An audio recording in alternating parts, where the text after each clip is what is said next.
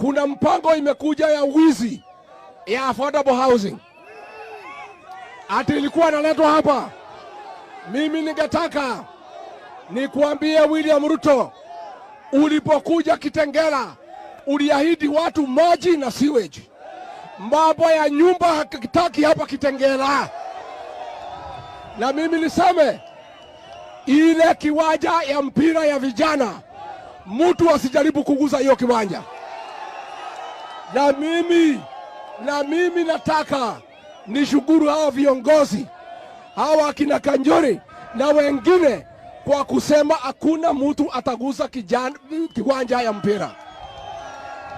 Tunasema hapa Kitengela iko manyumba ya kutosha, hata ingine haina watu.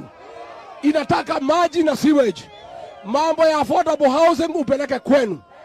Hapa tunataka kiwanja ya mpira ya vijana. Tumekubaliana? Kasongo aende asiende? Wangapi wanasema Kasongo aende? Mimi nataka watu ya Kitengela